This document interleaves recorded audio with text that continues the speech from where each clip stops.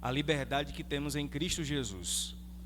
A partir da semana que vem, portanto, nós veremos como o tom do apóstolo ele muda na sua escrita, e Gálatas passa a ser, portanto, um livro amplamente doutrinário no que diz respeito à prática. E na semana que vem nós já vamos observar como o apóstolo entende que a justificação pela fé de maneira prática, ou seja, colocada em ação, ela é marcada por uma vida que é contrastada entre as obras da carne e o fruto do Espírito. Então, eu diria que a nossa série está já aí se encaminhando para a parte prática do livro, e quero mais uma vez incentivar os irmãos a lerem Gálatas, a fazer deste livro a parte da sua devocional, pois nós temos sido muito edificados com a leitura e a aplicação prática dele para as nossas vidas.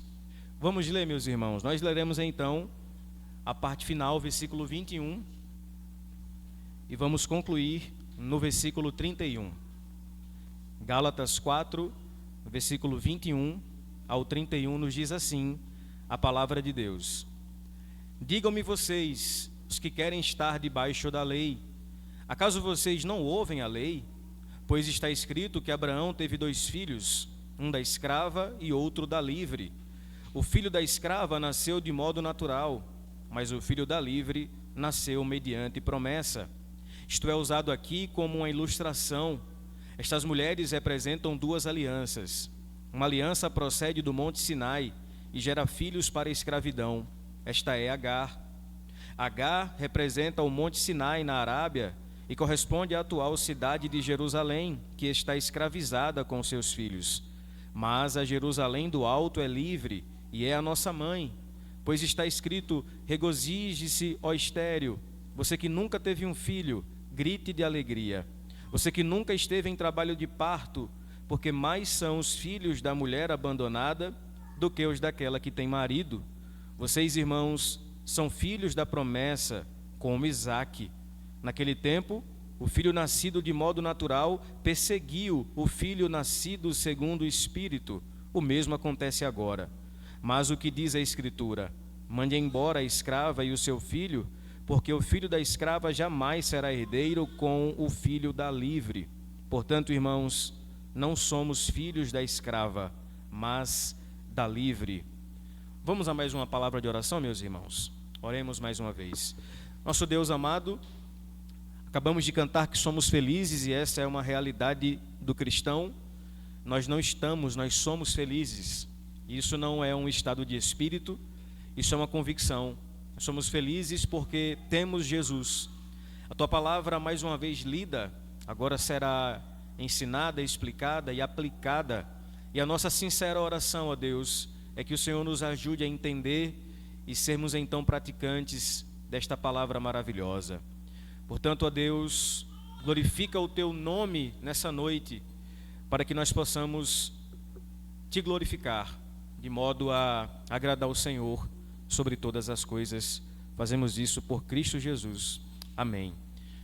Meus irmãos, eu diria que esses versículos da parte final do capítulo 4 dos Gálatas, eles são explosivos.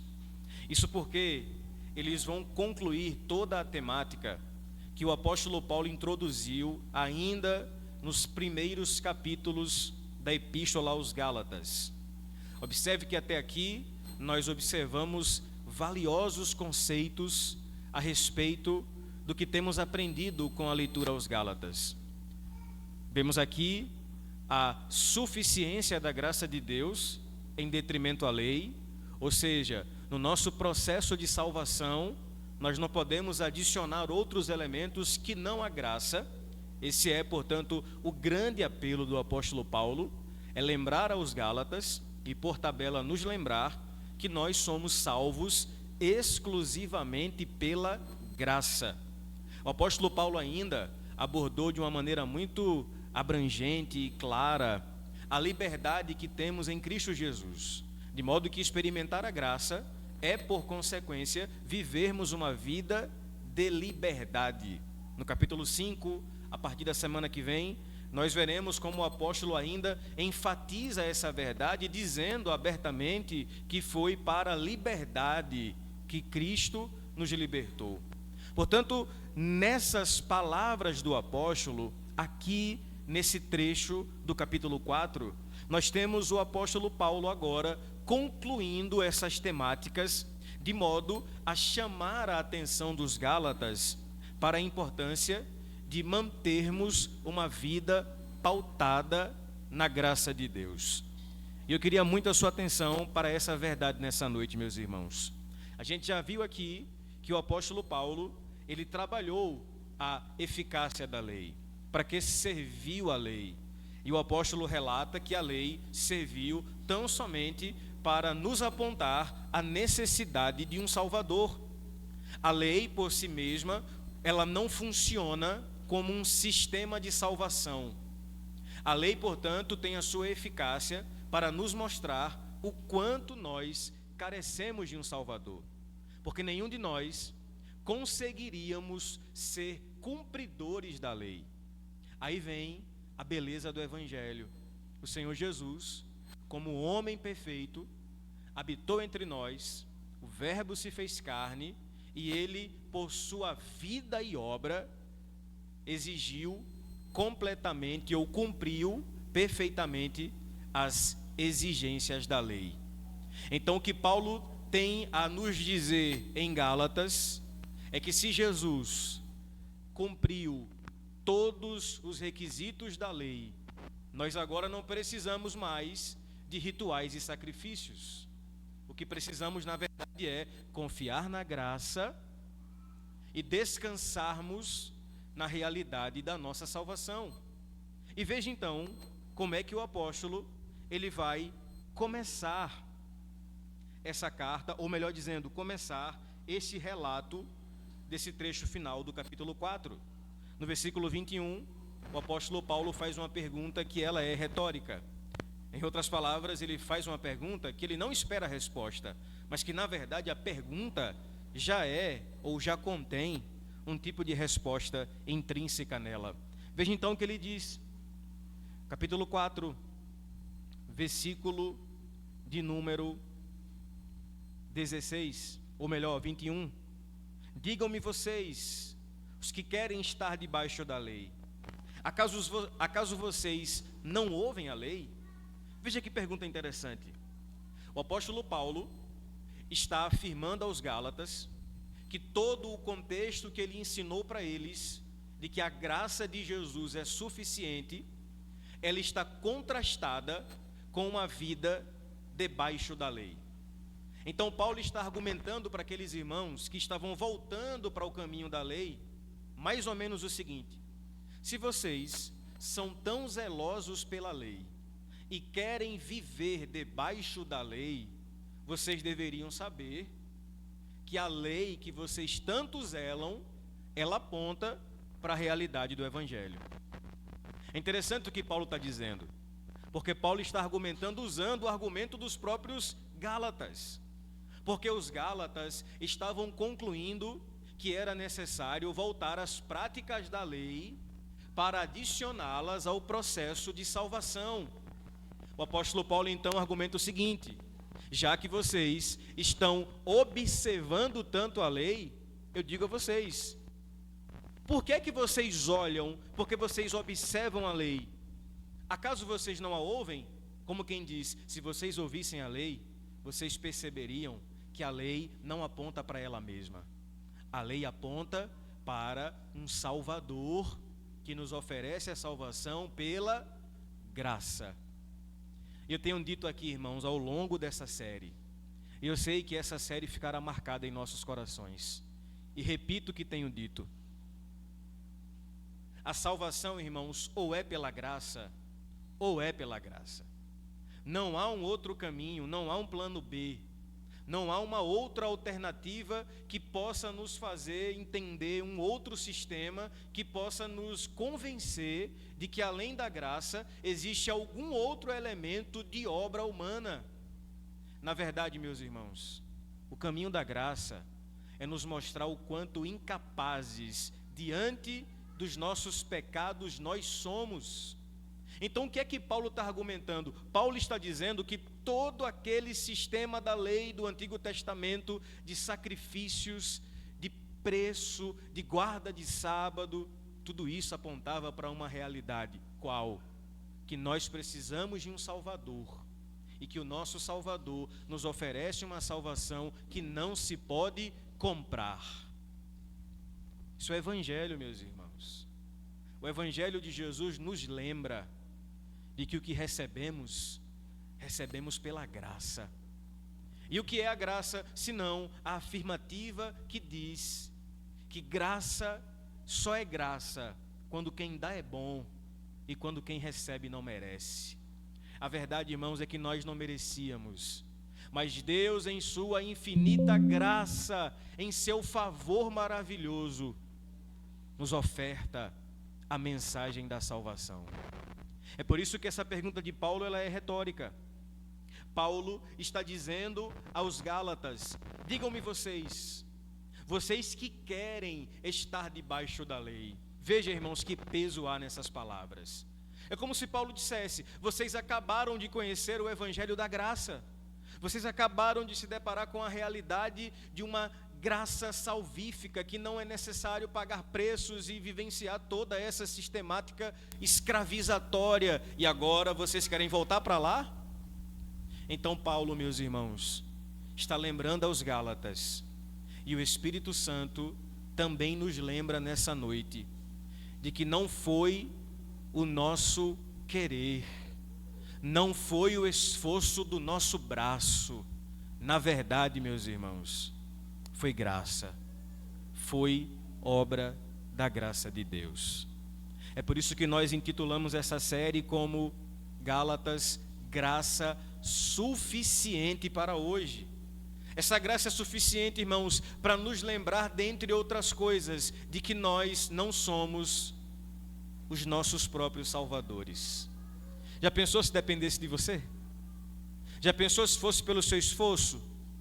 Certamente a nossa salvação seria meritória.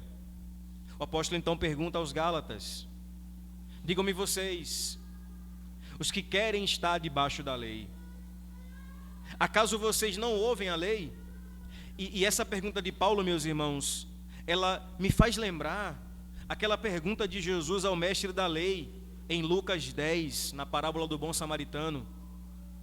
Jesus olha para o samaritano, aliás, para o mestre da lei, e pergunta para ele, na verdade o mestre da lei pergunta para Jesus: Senhor, o que devo fazer para herdar a vida eterna? Não era uma pergunta piedosa, era uma pergunta para pegar Jesus na curva e tentar confrontar o mestre. Aí Jesus volta a pergunta para ele e diz: me responda você, que é doutor da lei, que é perito na lei de Moisés. O que está escrito na lei e como você lê? Olha que pergunta interessante. O que está escrito e como leis? Porque uma coisa é o que está escrito, irmãos, outra coisa é como a gente entende. Concorda comigo? A teologia chama isso de hermenêutica, porque por vezes nós lemos uma coisa e entendemos outra. Os Gálatas ouviram o evangelho de Paulo, os Gálatas ouviram o evangelho da graça, mas por alguma razão eles estavam decaindo da graça por causa da religião das obras. Portanto, irmãos, o que Paulo tem em mente aqui é nos lembrar que estar debaixo da lei significa se apresentar diante de Deus com os seus próprios méritos. Eu tenho dito, repito nessa série, que teologicamente falando, o contrário da palavra graça não é desgraça, é o quê? É mérito. Toda vez que alguém bate no peito e diz que possui algum tipo de artifício que pode comprar a sua própria salvação, ele está sendo meritório. E no processo da salvação, meus irmãos, é graça. Portanto, veja, o que mais a gente vê nos dias de hoje são filosofias e ensinamentos que trabalham o mérito. Nos versículos seguintes, o apóstolo Paulo vai usar a história de Agar e Sara como uma alegoria que vai ilustrar exatamente a diferença entre duas alianças: a aliança das obras e a aliança da graça. E veja, o apóstolo começa então no versículo 22, fazendo referência a esse personagem que desde o capítulo 2 Paulo vem trabalhando para mostrar a graça ainda na época de Abraão. E o versículo diz assim: pois está escrito que Abraão teve 2 filhos, um da escrava e outro da livre. Paulo vai usar mais uma vez Abraão para argumentar sobre a justificação pela fé. Só que o apóstolo agora vai fazer isso por meio dos seus 2 filhos, Ismael e Isaque. Ismael, você conhece a história. Ele nasceu de Agar, uma mulher egípcia, em um momento em que Abraão e Sara, querendo dar os próprios contornos à promessa de Deus, vai dar o seu jeitinho brasileiro e vai tomar Agar, escrava de Sara, por mulher, para que então se cumprisse a promessa que Deus havia dito que daria a Abraão um filho. Já Isaque é exatamente o filho da promessa, o filho em que Abraão e Sara recebem de forma miraculosa, pois a Bíblia diz que Abraão e Sara já eram avançados em idade. Imagine aí um casal na flor da juventude, a mulher com 90, o homem com 100, e ele gera um filho. Então Paulo tem em mente aqui utilizar essas 2 imagens dos filhos de Abraão para representar a antiga aliança e outro a aliança da promessa.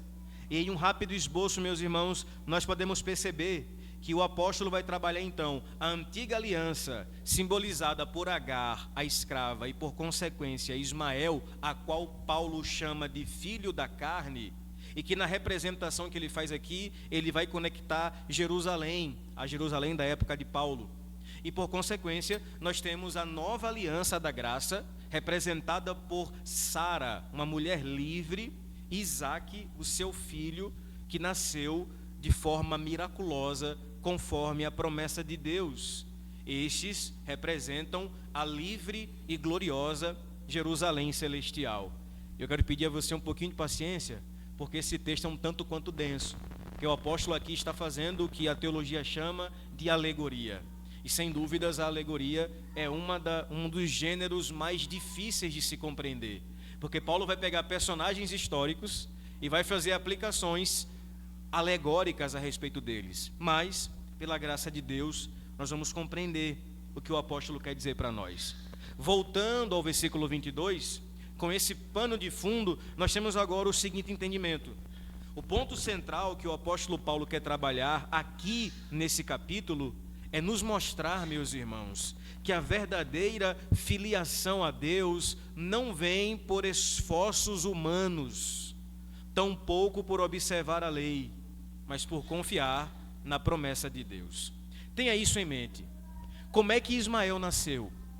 Ismael nasceu porque Abraão e Sara usaram dos seus próprios métodos para que ele fosse gerado. Isso representa o quê? A lei e o seu esforço. E como é que Isaque, o filho da promessa, nasceu? De forma milagrosa e sobrenatural. Isso aponta para quê? Para a graça. Porque não houve mérito no processo. Foi o Senhor Deus quem concedeu Isaque a Abraão e Sara. Então, tenha isso sempre em mente. O que temos aqui, portanto, é Abraão, ou melhor dizendo, o apóstolo Paulo, nos informando sobre a realidade dessas 2 alianças. Uma aliança que simboliza a lei e o seu mérito, e outra aliança que simboliza a promessa e a graça de Deus. Agora veja como Paulo vai abrangendo os conceitos e vai se aprofundando na realidade dessa promessa. Olha o que diz o versículo 23. O filho da escrava nasceu de modo natural, mas o filho da livre, mediante promessa. Foi o que acabei de dizer. Paulo afirma que o filho da escrava Agar, ou seja, Ismael, ele nasceu do esforço humano, de modo que ele nasce no que Paulo chama de maneira natural, ou seja, como todo mundo nasceu. Então a concepção de Ismael, ela foi resultado da tentativa de Abraão e Sara darem as suas próprias coordenadas no que Deus havia prometido. E sejamos sinceros, meus irmãos, quantas vezes nós somos como Abraão e Sara?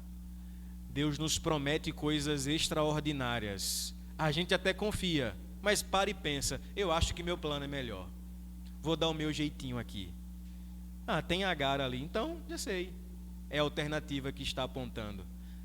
A gente até ora, até acha que Deus confirmou. E nós damos o nosso próprio contorno baseado no nosso próprio mérito e esforço. Só que o apóstolo Paulo nos lembra que Isaque nasceu mediante a promessa. De modo que a promessa, meus irmãos amados, lembre-se disso, não depende dos esforços humanos, mas depende da graça e do poder de Deus. Então veja que raciocínio maravilhoso o apóstolo Paulo está construindo diante de nós. Paulo está afirmando categoricamente que o filho que nasce de modo natural nos lembra a lei e os seus esforços. Já o filho da promessa, que nasce de modo sobrenatural, nos lembra a graça e o seu favor. Veja, meus amados irmãos, o comentarista bíblico Warren Wiersbe, ele vai dizer o seguinte: Deus ordenou que Abraão expulsasse Agar e Ismael. Olha que conclusão ele chega: a lei e a graça, a fé e as obras, a promessa e os mandamentos não podem viver na mesma casa. Você entende isso? O que ele quer dizer para nós é que não dá para adicionar outros elementos à nossa fé. E sejamos sinceros, sorrateiramente nós somos inclinados ao legalismo.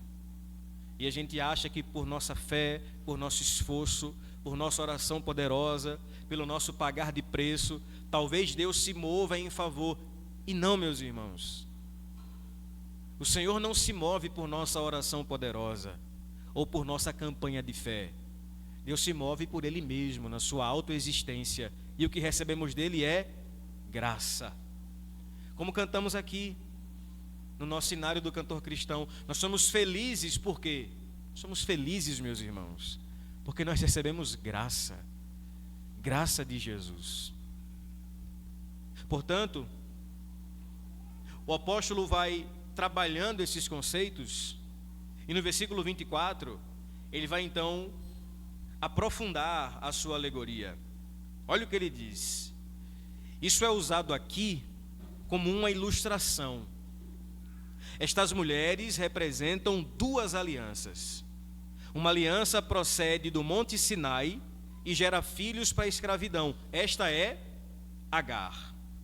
Veja, Paulo vai usar, como disse, a história de Sara e Agar como uma alegoria. E como falei para você, uma alegoria é uma narrativa que possui um significado simbólico, ainda que com personagens reais. Sara e Agar representando, portanto, duas alianças distintas. Agar, na linguagem de Paulo, representa a aliança do Sinai. Do Sinai, porque foi do Sinai, do Monte Sinai, que o Senhor Deus deu a lei a Moisés. E essa lei, de acordo com o apóstolo Paulo, com o que vimos até aqui em Gálatas, ela é caracterizada pela escravidão, porque os que estão ligados à lei, eles não conseguem a cumprir, e nas palavras de Paulo, vivem debaixo de maldição. Só que a aliança da promessa, como veremos, a aliança representada por Sara, ela não é uma aliança do Sinai. Nas palavras do apóstolo Paulo, essa é uma aliança que aponta para a liberdade e para a graça e não para a lei. De modo, meus amados irmãos, que o apóstolo vai dizer, olha que interessante isso, que aqueles que estão debaixo da lei, ou seja, os que estão debaixo da aliança de Agar, de acordo com esse versículo, eles são chamados de filhos da escravidão. Veja que realidade o apóstolo está trabalhando.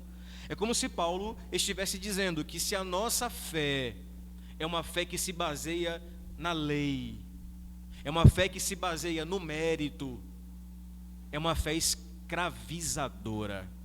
E sim, meus irmãos, infelizmente muita gente, por não desfrutar da liberdade e da graça em Cristo Jesus, acaba vivendo uma vida escravizada em uma religião pesada, com fardos e com rituais que não apontam para a graça de Deus. Meus irmãos, o que Paulo está lembrando para nós aqui é que Abraão, um dia, ele resolveu simplesmente não contar com os atos sobrenaturais de Deus, e em vez disso, ele decidiu por si próprio e pelo seu esforço conquistar aquilo que Deus havia prometido para ele. E lembre disso, meu irmão. Sempre que nós, pelo nosso esforço e pelo nosso mérito, tentarmos conseguir qualquer coisa, nós vamos pecar no pecado da autossuficiência.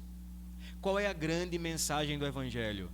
É a mensagem que diz: você não pode salvar a si mesmo. Esse é o resumo do Evangelho de Jesus. Por que é que Jesus morreu? Para nos lembrar isso. Você não pode salvar a si mesmo.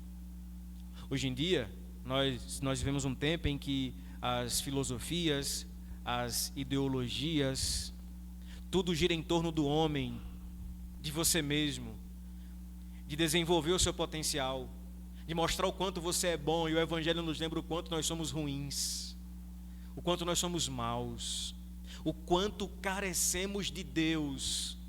E sabe, meus irmãos, se você sair agora aí fora, ir pelas ruas aqui do bairro industrial ou qualquer outro lugar da cidade, e perguntar para qualquer pessoa agora: você se acha uma pessoa boa? O que é que ela vai dizer? Sim, eu me acho uma pessoa boa.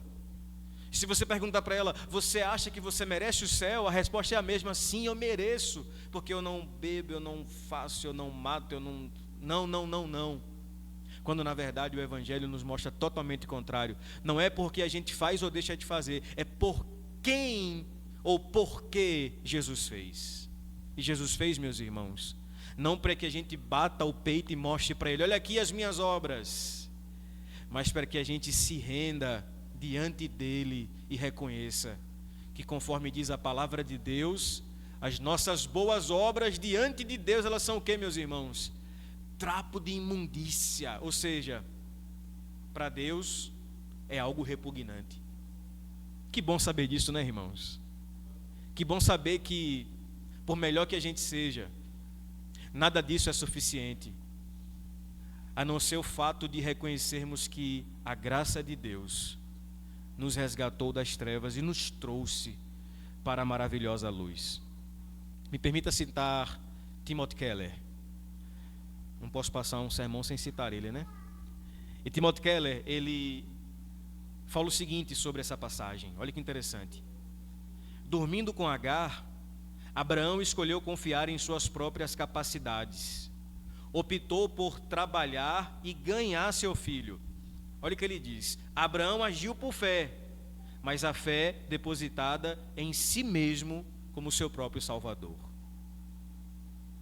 Veja, meus irmãos, no decorrer da história, brigas e guerras entre os descendentes de Isaac e Ismael aconteceram. Você sabia que os árabes hoje, que declaram guerra a Israel, que ontem ou antes de ontem, os descendentes deles mataram 10 crianças em Israel, e que ainda hoje estão com vários reféns israelitas? Eles são descendentes de Ismael, do filho de Abraão. Então veja como uma ação precipitada resulta ainda hoje em um processo extremamente doloroso. O apóstolo Paulo está lembrando que, se não for pela graça, será por um outro caminho. Por isso que eu falo, irmãos, eu não consigo entender como alguém descobre as doutrinas da graça e ele simplesmente não se rende a essas doutrinas. É ou não é? É maravilhoso isso, irmãos. Maravilhoso a gente saber que nós não escolhemos, fomos escolhidos. Maravilhoso saber que não depende da nossa capacidade. É uma alegria saber que nós seremos preservados até o fim, porque a nossa salvação não foi conquistada, ela é uma dádiva. Por isso, meus irmãos, você pode nessa noite descansar o seu coração na suficiência da graça de Deus.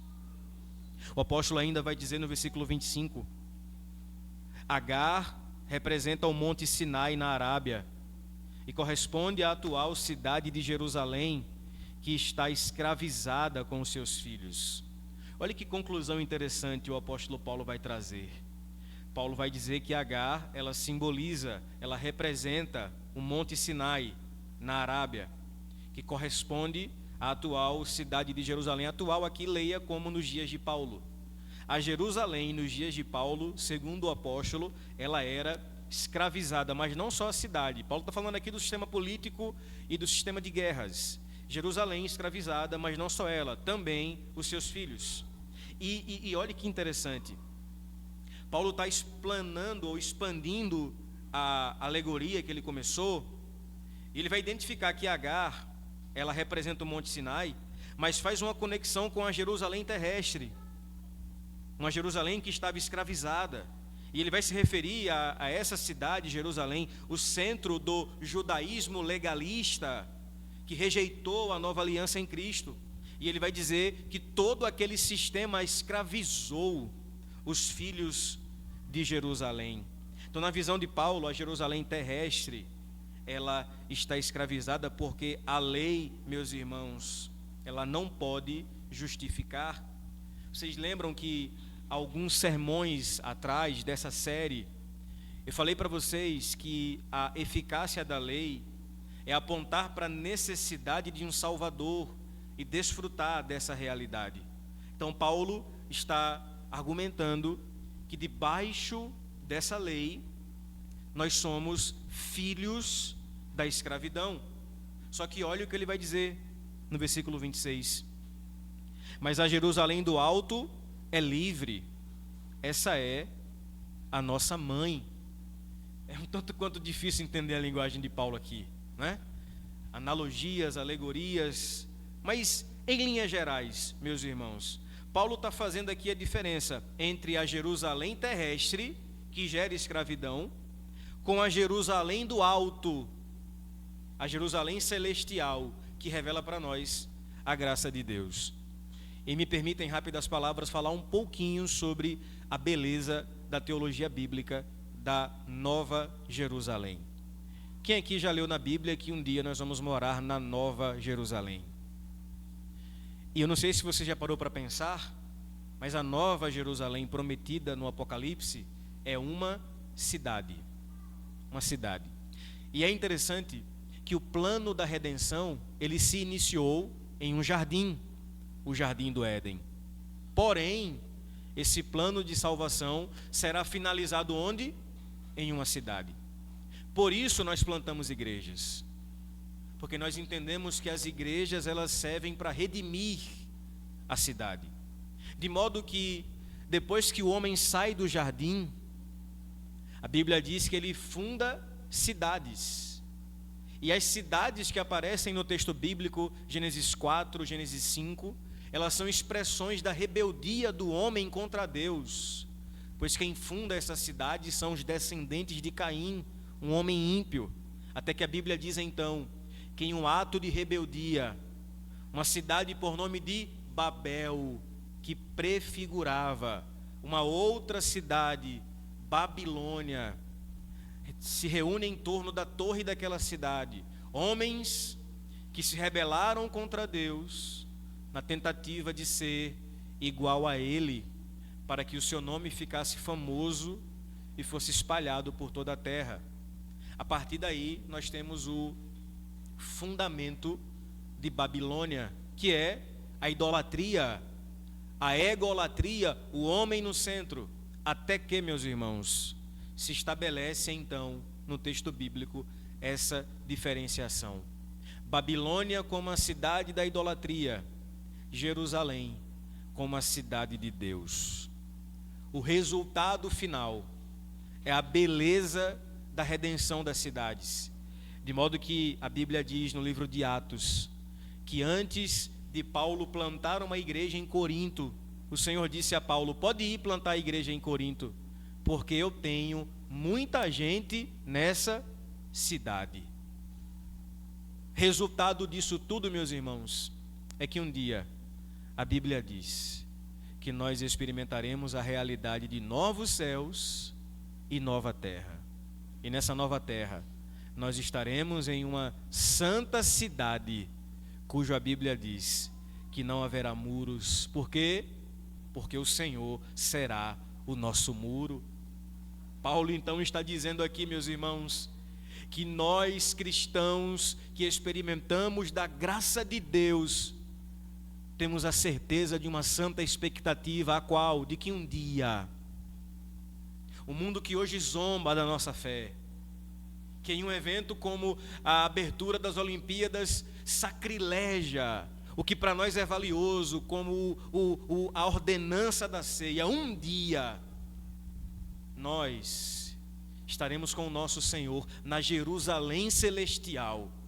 Em uma música antiga ela diz: que lindo será aquele dia em que nós estaremos com o nosso Senhor na linda cidade. E como cantamos: irei eu para uma linda cidade, Jesus me dará um lugar. Por isso, meus amados irmãos, a cidade mãe do crente não é Aracaju, não é Caldas Novas, não é... como é o nome da sua cidade lá? Candeias, Feira de Santana, Brejo Grande e por aí vai. A cidade mãe do crente é Jerusalém, a nova Jerusalém. Deixe-me lembrar uma verdade para você, meus irmãos: nós não somos daqui, nós somos filhos da promessa. Amém, igrejinha? Versículo 27. Pois está escrito: regozije-se, ó estéril. Você que nunca teve um filho, grite de alegria.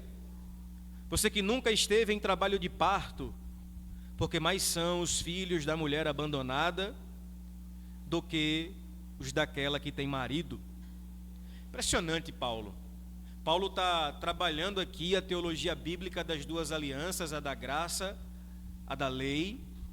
E Paulo agora faz uma citação direta de uma passagem do Antigo Testamento.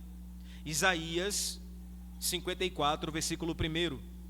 Essa passagem descreve a alegria de uma mulher estéril, que apesar de não ter tido filhos, terá muitos filhos. E essa imagem aqui, ela é usada para ilustrar a abundância da nova aliança. Como quem Paulo está dizendo, mulher estéril na nova aliança é mãe de muitos filhos. E como assim, pastor? E eu vou ilustrar contando uma rápida história que eu ouvi, na verdade que eu li, do pastor Tim Keller. Tim Keller disse que conheceu uma moça, uma senhora em Nova York, que ela foi uma das plantadoras de uma igreja na região de Manhattan. E ele, conversando com ela como é que ela começou aquele trabalho, ela afirmou para ele que ela era uma cristã normal e que havia conhecido um rapaz e eles começaram a namorar, ficaram noivos, até que em dado momento ela se sentiu chamada para ajudar a plantação daquela igreja. Só que o seu noivo disse: não, nós vamos casar, o nosso foco é casar, nada de plantar a igreja e ajudar, não. E ela ficou naquele dilema: não, mas eu estou me sentindo chamada para isso, vamos juntos. E o noivo bateu o pé e disse que não, e que ou eu ou a igreja. E aí ela, duramente, penosamente, não pensou duas vezes. Ela disse: a igreja, eu me sinto chamada para isso. Daquele dia em diante ela entendeu que não iria mais casar e dedicou a sua vida exclusivamente à plantação de igrejas. E olha que interessante, irmãos.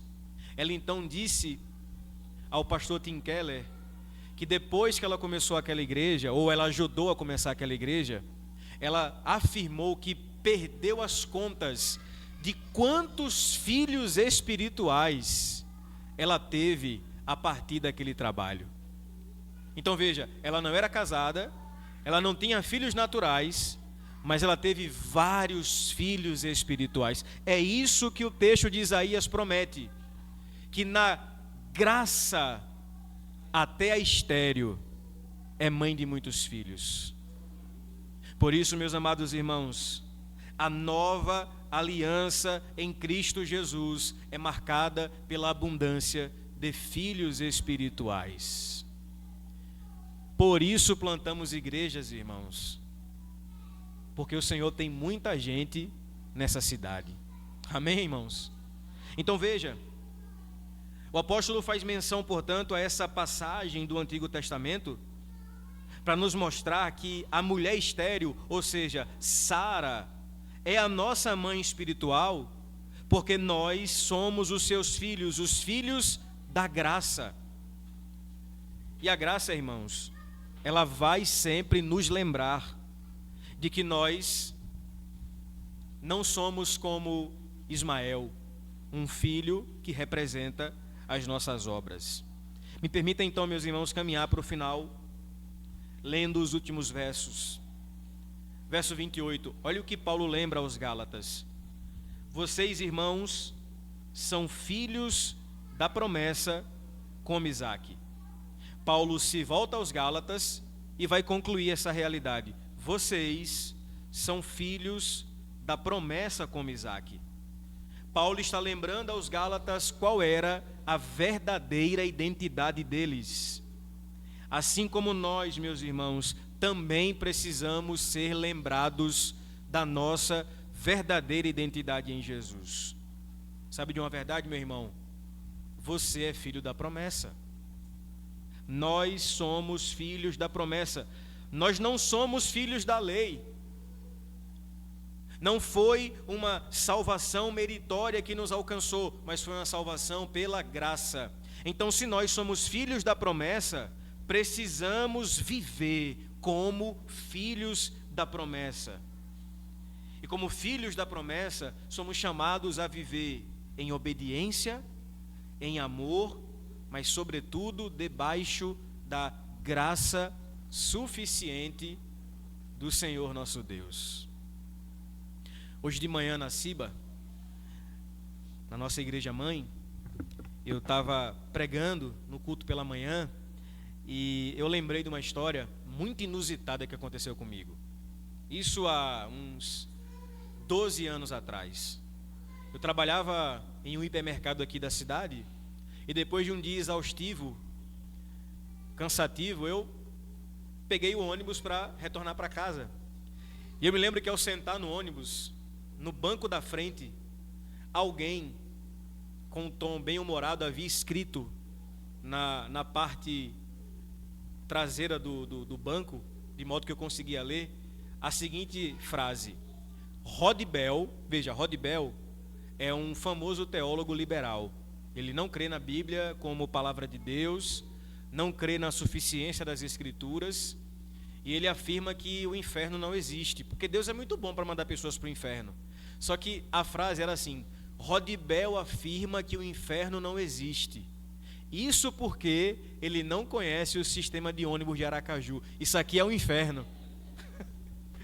E eu fiquei olhando para aquela frase assim, falei: meu Deus, é verdade, isso aqui é o inferno. E eu fiquei: meu Deus, como é que pode, né? Uma pessoa tem tanta capacidade humorística.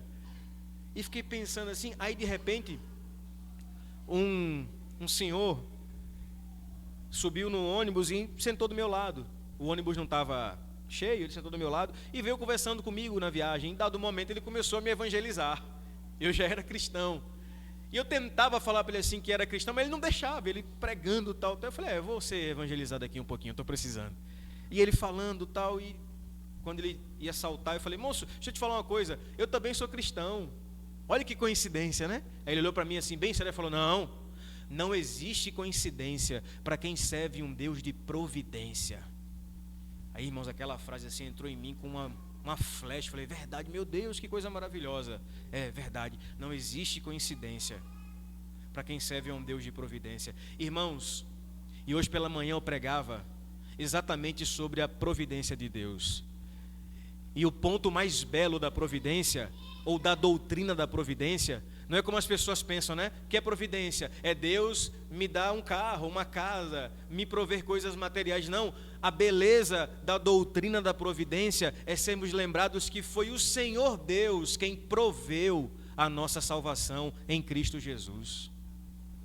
Nós não conseguiríamos, por nosso mérito, prover para nós a salvação. O que é que Deus fez? Ele enviou o seu Filho. E na cruz, o Senhor Jesus providenciou a nossa salvação. Domingo que vem é ceia aqui na congregação, não falte não. E quando a mesa estiver aqui posta, tenha essa imagem. Porque os elementos da ceia nos lembram isso. O Senhor providenciou a nossa salvação. Vinho e pão servem para nos lembrar que não foi por nosso mérito, não foi pela nossa força. Foi o Senhor que morreu por nós, que foi moído na cruz do Calvário e derramou seu sangue para nos prover a salvação. Versículo 29 diz assim: naquele tempo, o filho nascido de modo natural perseguia o filho nascido segundo o Espírito. O mesmo acontece agora. Interessante que, se você ler a história de Ismael, o filho de Agar, ele vivia perseguindo Isaque, o filho de Abraão com Sara. E é interessante que Paulo chama Ismael de filho segundo a carne, e o resultado disso é que ele vivia na carne. Se você ler Gênesis 21, versículo 9, o texto vai dizer que Ismael zombava de Isaque. E veja, Paulo aqui, irmãos, está declarando sem rodeios que os filhos da escrava, ou seja, os que vivem de acordo com a lei, os que buscam a salvação através do seu mérito próprio, eles sempre perseguirão os filhos da mulher livre. Você entendeu isso? Em outras palavras, o religioso que vive na lógica meritória de uma religião que é baseada no mérito, ele não vai entender a graça. E por não entender a graça, ele vai perseguir quem desfruta da graça. Eu me lembro, já falei isso aqui, mas vou repetir. Eu me lembro de uma vez que um pastor, um colega, ele me ligou e falou assim: "Ei, pastor, como é que o senhor está?" Eu falei: "Estou bem." E o senhor? Ele: "Pastor, eu estou aqui, né, lutando pela minha salvação." Eu falei: "Eita pega, como é que pode, né? O cara está lutando por algo que ele não conquista nunca." Porque a salvação a gente não luta para conquistar, nós a recebemos. E Paulo está dizendo que os filhos de Agar sempre perseguirão os filhos de Sara. E a pergunta é: por que isso acontece? Porque o evangelho, irmãos, é mais ameaçador para os religiosos. Porque o religioso se acostumou a viver uma vida pautada no seu próprio mérito. Ismael riu de Isaque. Os fariseus riram de Jesus. O mundo ri da nossa fé, é ou não é? O mundo riu da nossa fé na abertura das Olimpíadas. De modo que a hipocrisia é tão grande, né, que, veja, um atleta brasileiro de surf, acho que Chumbinho, o apelido, né, porque não deve ser nome, ele foi proibido de competir com a prancha de surf que tinha o símbolo do Cristo Redentor, sob a alegação de que os jogos não podem fazer qualquer alusão religiosa. Mas para zombar da fé cristã na abertura para todo mundo ver, isso pode. Pastor, por que isso acontece? Porque, irmãos, o mundo não entende a graça. E o Evangelho é nocivo para o mundo, porque o Evangelho vai sempre lembrar ao mundo que pecado é pecado. Portanto, meus irmãos, não estranhem, eu uso aqui a linguagem do apóstolo Pedro, não estranhem a ardente provação que há de vir sobre vós. Por quê? Porque o mundo odeia o Evangelho, irmão. Sabe por quê? Porque o Evangelho, a Bíblia tem o que o mundo mais odeia, a verdade. E hoje a verdade, ela nos traz um preço muito caro. Versículo 30, para a gente concluir. Mas o que diz a Escritura? Manda embora a escrava e seu filho, porque o filho da escrava jamais será herdeiro com o filho da livre.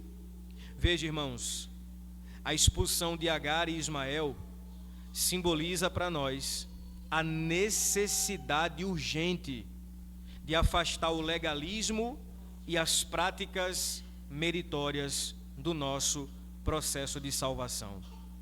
Portanto, queridos, eu queria concluir lembrando mais uma vez o versículo 31.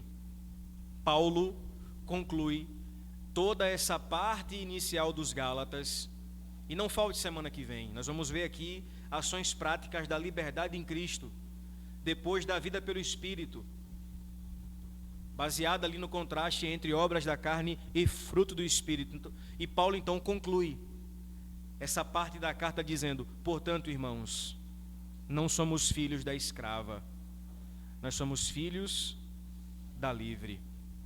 Meus amados irmãos, eu queria concluir lembrando isso para nós.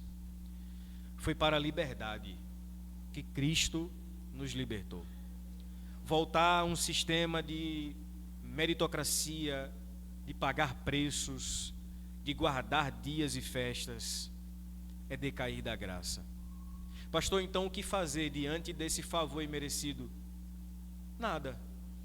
Simplesmente se mergulhar no oceano da graça.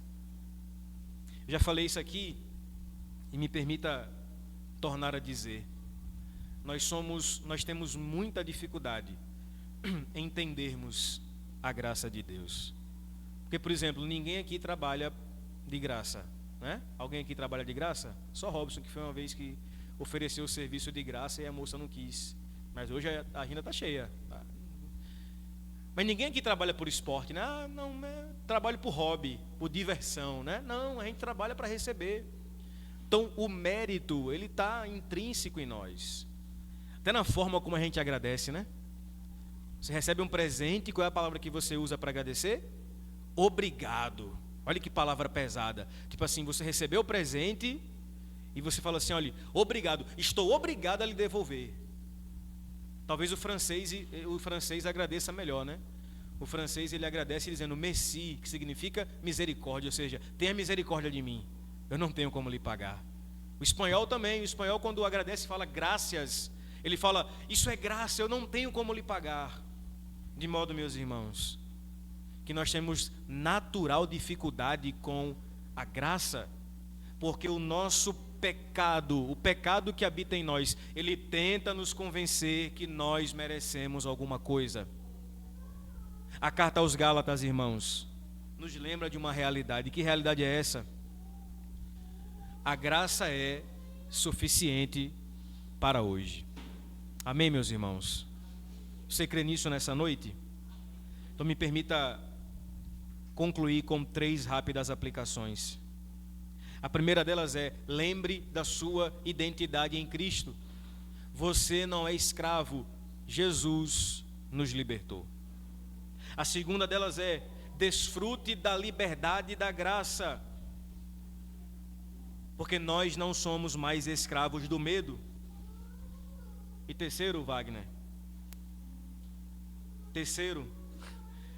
tenha certeza da sua segurança até o fim, porque em Jesus nós estamos eternamente seguros, não pelos nossos méritos, mas pelos méritos de Cristo Jesus. Amém, meus irmãos? Vamos orar mais uma vez? Por favor, se possível, Feche os seus olhos. Vamos orar ao nosso Pai. Vamos louvar a Ele, reconhecendo a bondade e da graça que mais uma vez